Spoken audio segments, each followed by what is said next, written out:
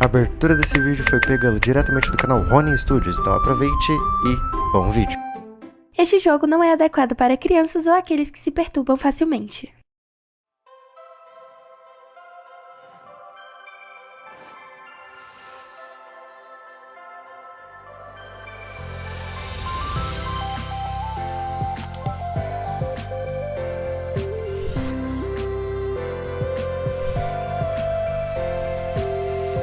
Uma experiência de horror psicológico.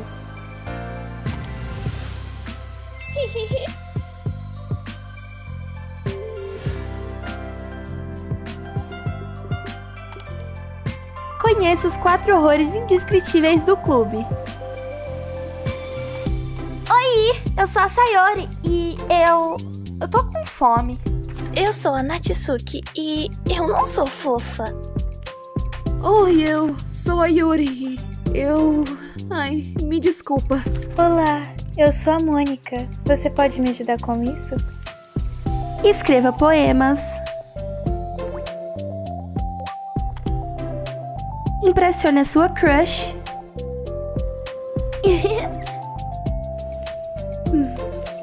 Apague seus erros.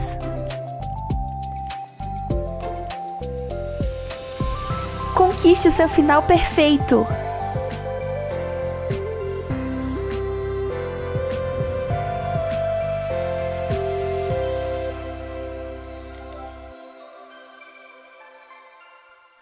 Final perfeito. Era isso que eles prometeram.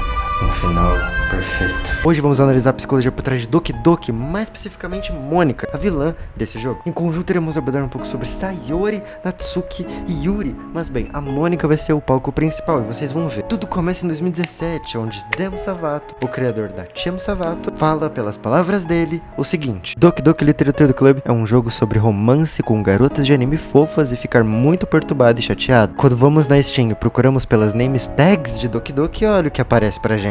O jogo em si é de boa, você é mais um estudante de uma escola japonesa entediado que tem uma amiga chamada Sayori, onde todo santo dia ela te leva pra escola, vocês dois vão lado a lado praticamente, vão lá de boa, mas nesse dia alguma coisa acontece, ela vem te fazer uma proposta. O enredo do jogo é simples, basicamente. Você conversa com cada uma delas e cria um laço emocional com cada uma delas, assim descobrindo mais sobre o passado e a história delas também. Todo dia você tem que ir no clube, bem, no final desses mesmos dias você tem que montar um poema escolhendo as palavras certas, e dependendo das palavras que você escolhe, vai depender o que as garotas vão gostar. E se você escolher as palavras certas de certa garota, você vai descobrindo o passado dessa garota. Bem, a gameplay é simples, a gameplay é assim. Bem, todas elas têm poemas bem interessantes, mas uma que eu vou ressaltar bem aqui no começo é de Natsuki, onde no primeiro poema dela, não o primeiro, mas um dos, bem, tem uma informação muito interessante sobre ela, que é o seguinte: águias podem voar, macacos podem escalar, grilos podem saltar e cavalos podem correr, corujas podem caçar, guepardos podem correr, águias podem voar, pessoas podem tentar,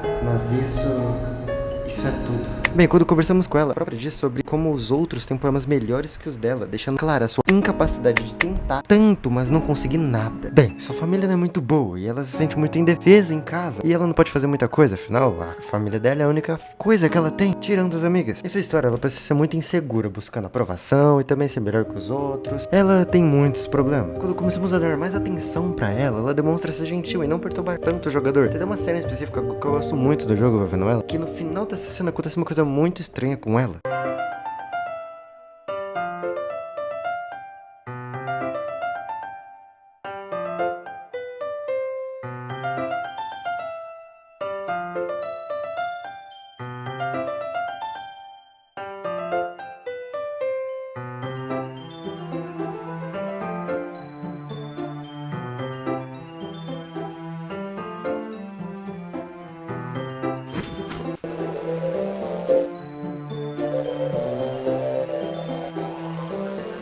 A Yuri de todas as garotas é a mais madura, afinal ela é quase a mais velha, se eu não me engano. Ela definitivamente tem um jeito de escrita muito peculiar, todas as garotas têm na verdade, mas ela debate muito mais com Natsuki sobre sua forma de escrita, porque enquanto a forma de Natsuki é mais simples, a da Yuri é bem mais... Aconteceu no meio da noite quando eu estava cortando um pão para um lanche culpado. Minha atenção foi apanhada pela raspagem do guaxinim fora da minha janela. Foi, creio eu, a primeira vez que notei as minhas estranhas tendências de uma incomum humana. Dei ao guaxinim um pedaço do meu pão, meu subconsciente bem ciente das minhas consequências. bem ciente de que quando eu alimento um guaxinim, ele volta por mais. A beleza sedutora da minha faca de corte foi o sintoma. O pão, minha curiosidade está com fome. O guaxinim, um impulso. A lua incrementa sua face e reflete muito mais sobre a luz da lâmina de minha faca. A mesma luz que cintila nos olhos do guaxinim. Eu faço o pão fresco e macio. O guaxinim fica ansioso. Ou eu esteja apenas projetando minhas emoções para o animal recém-satisfeito. O guaxinim começou a me seguir. Podíamos dizer que nos acostumamos um com o outro. O guaxinim fica com fome mais e mais frequentemente. Então o meu pão sempre servia. Toda vez quebrando minha faca de corte, ele me mostra sua excitação. Uma onda de sangue, comportamento clássico. Eu faço o pão e me alimento novamente. Se analisarmos muito bem o poema dela, a gente vai ver que é uma linguagem muito metafórica. Ela parece ter uma dificuldade em interações sociais e de se abrir com os outros. Yuri gosta muito de contar sobre ela mesma nos seus poemas cheios de metáfora. Esse poema é muito importante, porque nele Yuri faz uma metáfora sobre alimentar um guaxinim. Mas o texto é uma clara alegoria para automutilação e compulsão emocional. É aqui que a máscara dela começa a rachar, porque ela começa a racionalizar o seu comportamento como algo inevitável. O guaxinim fica mais faminto quanto mais eu o alimento. Mostra a autodestruição e perda de controle que ela tem. Yuri precisa de ajuda, mas ela claramente não quer isso. Se avançarmos muito bem nas escolhas dela, a gente vai se aproximando dela. Isso deveria ser bom, mas infelizmente não é. Yuri ama esse protagonista, a Natsuki também, mas tem alguém ou alguma coisa que tá impedindo todo mundo de avançar esse amor, como se alguém amasse ele, mas que todo mundo.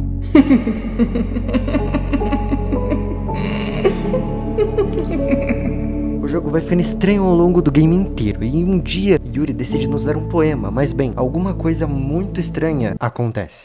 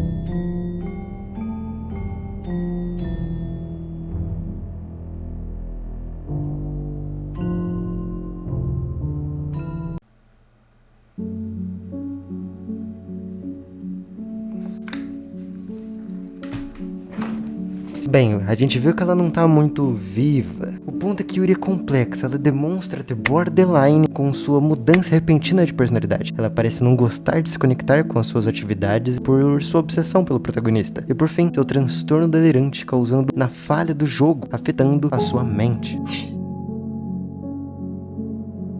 Ele é o assunto mais complicado. Ela apresentou a gente as outras garotas, ela apresentou o clube pra gente, ela basicamente apresentou tudo. No começo do jogo, ela é alegre com seu jeito bobo, ela vai ficando muito triste, vai ficando muito calada, ela começa a fazer perguntas que não é muito do feitio dela. A gente consegue descobrir ainda mais sobre ela abordando alguns poemas. Eu vou citar só 3 que são os mais importantes.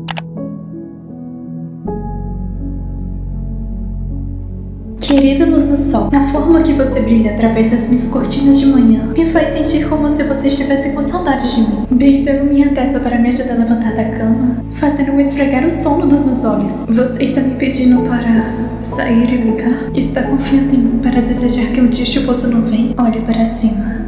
O céu está azul. É um segredo, mas Eu confio em você também. Esse poema reflete a sua felicidade e a sua facilidade de se esconder da dor. Ela agradece ao próprio sol por iluminar o seu dia. A gente representa esse mesmo sol. E bem, ela tem uma necessidade de apoio externo para se sentir viva. Eu arranco meu couro cabeludo como a tampa de um jarro de biscoitos.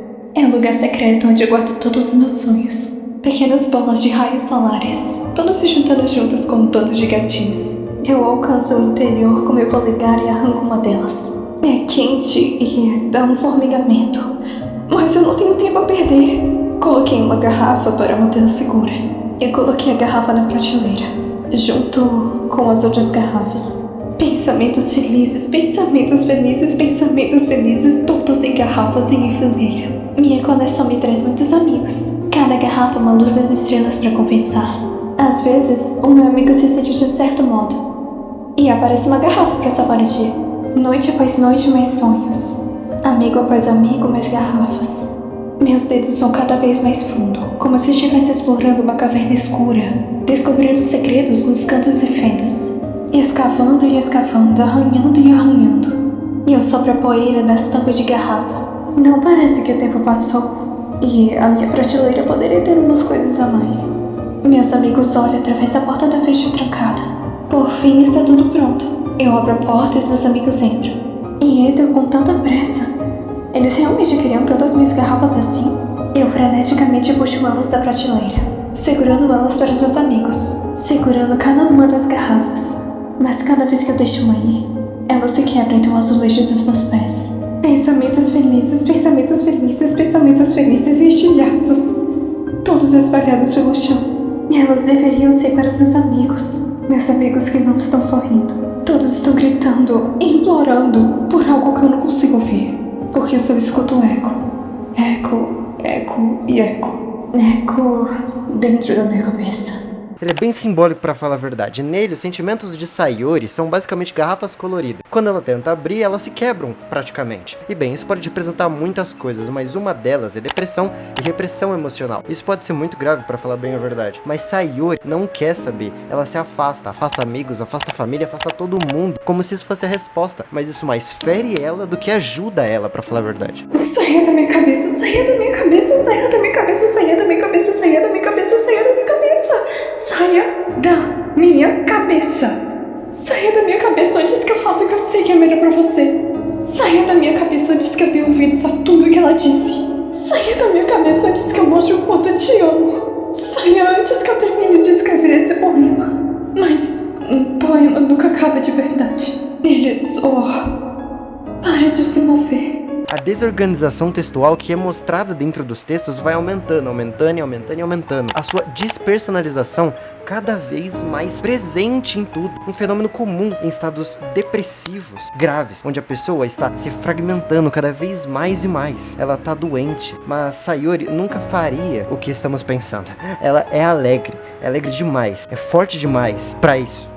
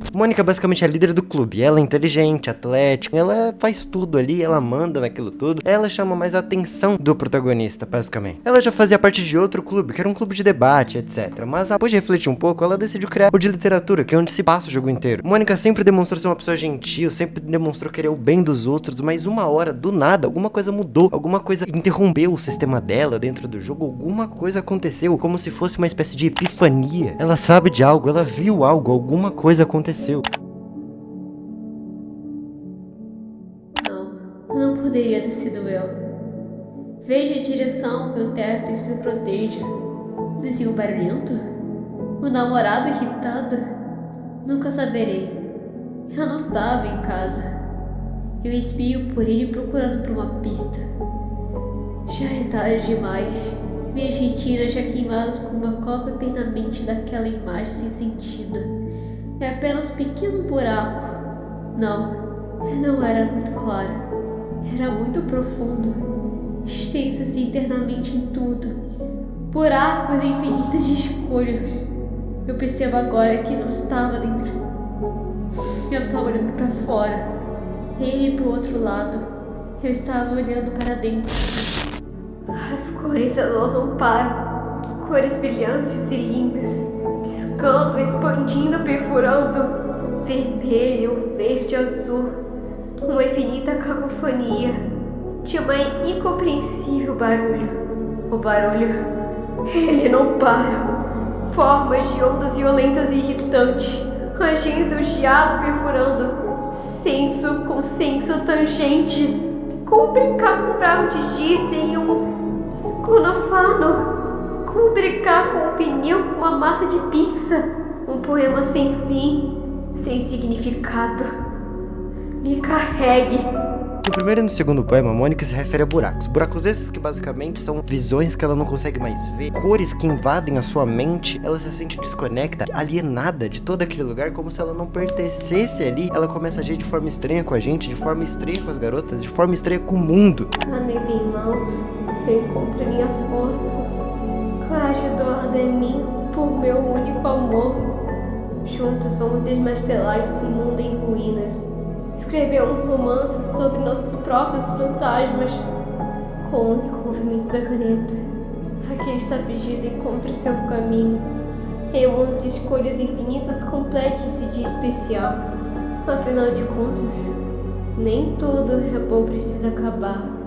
Ela sabe que tá em um jogo, ela sabe do que tá acontecendo, ela sabe que agora ela consegue manipular os códigos, consegue manipular as garotas, consegue manipular os eventos, consegue fazer tudo. Ela manipula todo mundo, manipula a gente, manipula tudo que tá acontecendo. Ela altera os códigos de Sayori pra ela fazer você sabe o que, e você sabe. Ela manipula cada uma das garotas. Mentalmente, psicologicamente, altera o código delas pra fazer as próprias ficarem mais insanas de alguma forma. Ela começa a manipular tudo, começa a te usar, porque ela, de alguma forma, ou por algum motivo, ela te quer. Porque você é o único ser consciente. Tirando ela, você é o único ser que pode escolher nesse jogo, porque você é livre. Ela tecnicamente não tem um final feliz como as outras garotas. Isso deixa ela brava, isso deixa ela com inveja. Ela queria isso, tudo que ela queria era apenas um final feliz. Mônica, depois de realizar o seu plano, que é deletar todas as garotas, ficar sozinho com a gente numa sala de escola, ela finalmente olha pra gente, fala, revela tudo que tem pra revelar. Ela sabe que tá num jogo, ela sabe de tudo isso, ela fez isso porque a gente, como ela, a gente também é livre, como eu já tinha falado antes. Ela fica nessa busca por uma felicidade que talvez nunca venha. E ela fala isso, ela abre o jogo com a gente. Mas obviamente, como qualquer as outras garotas, mesmo ninguém ter mexido no código dela, ela ainda tá quebrada, porque ela sabe demais. Você pode me ouvir? Está funcionando? Viva! E aí está você? Olá de novo, novo jogador. Bem-vindo ao Clube de Literatura. É claro, nós o conhecemos, porque estávamos na mesma classe no ano passado e eu... Sabe, nós podemos pular essa parte nessa altura. Afinal, eu já não tô na mesma falando com aquela pessoa. Estou? Você é Kay no jogo, seja lá que queira chamá-lo. Estou falando com você. Você se chama, na verdade, de... Agora que eu penso nisso, eu não sei nada sobre o seu verdadeiro você. Na verdade, nem sei se você é mesmo um garoto ou uma garota. Bem, eu acho que não importa. Espera, Você sabe que eu estou ciente que isso tudo é um jogo, certo? É possível que você não saiba disso. Isso não faz muito sentido. Eu até mesmo disse na página do download no jogo. Não disse? Nossa, se você tivesse prestado um pouquinho mais de atenção, isso teria sido menos estranho, sabe? Bem, chegou aquela...